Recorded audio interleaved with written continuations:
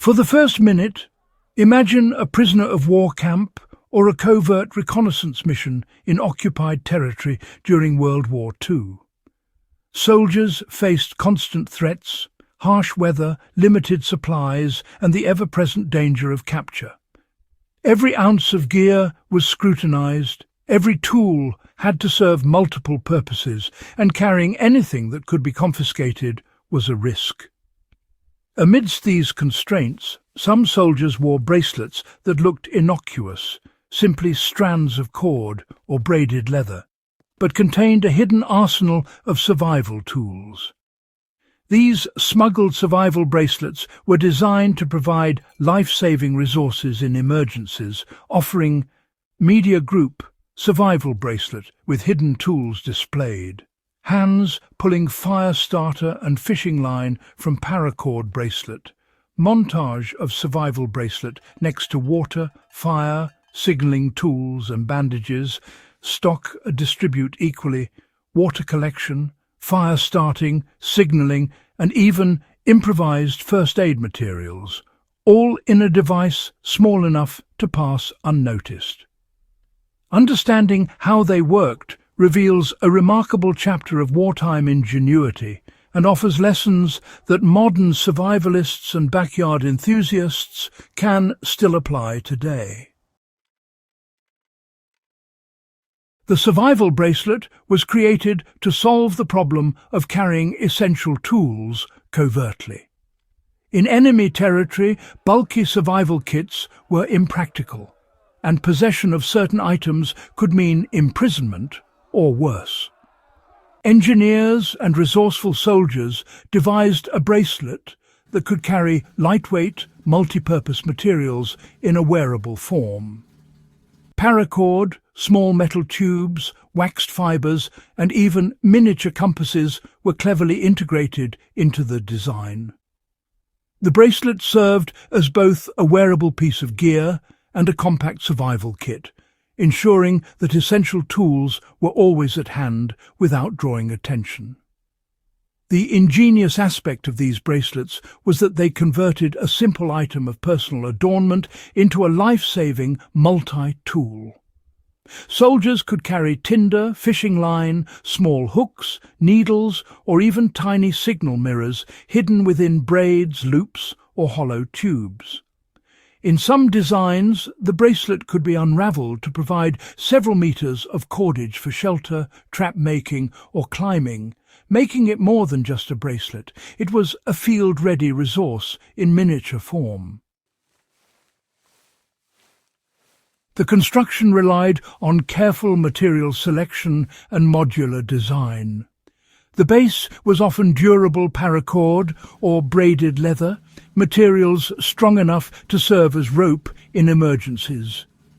Hollow metal tubes or tightly wound fabric compartments were incorporated to hold small items such as matches, tinder, or needles.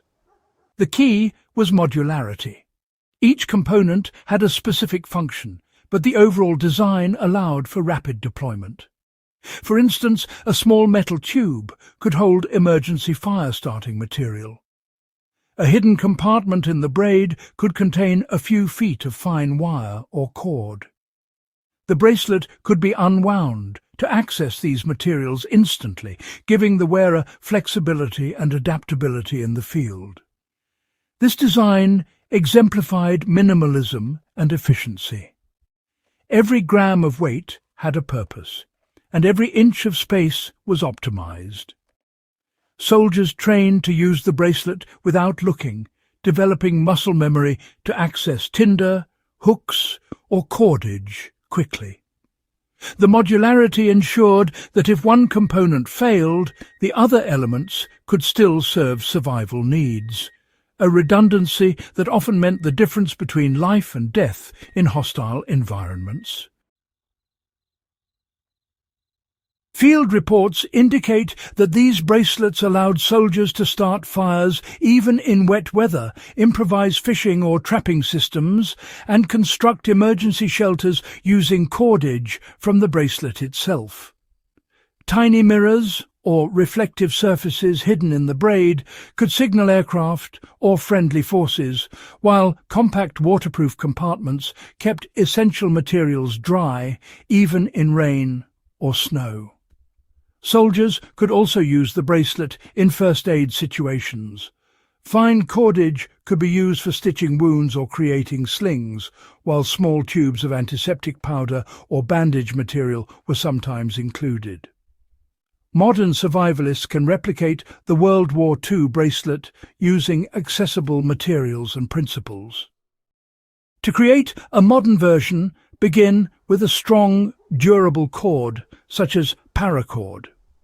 Braid or weave it into a bracelet using a standard survival bracelet knot pattern. Incorporate small waterproof containers or tubes to store fire-starting material such as tinder cotton soaked in wax or ferrocerium shavings. Add small items like mini hooks, needles, fishing line, or wire. A tiny reflective surface can serve as a signaling device. The bracelet can be unravelled to provide cordage for shelter traps or climbing. The key is to balance compactness with functionality. Materials should be lightweight, durable, and easily accessible when needed. Practicing deployment, learning to access each component quickly and efficiently is crucial. The World War II survival bracelet remains a model of resourceful engineering under extreme conditions. It demonstrates that life-saving tools don't have to be large or high-tech. The soldiers who designed and used these bracelets relied on ingenuity, understanding of materials, and practical needs to create something that was small, wearable, and profoundly effective. Today, modern survivalists, campers and backyard enthusiasts can learn from these designs to create wearable, multi-purpose tools that are ready for real-world challenges. If you want more insights into historically proven survival techniques, ingenious wartime innovations, and practical backyard wisdom, subscribe to Backyard Wisdom. Share this video with fellow enthusiasts and help preserve these essential lessons for future generations.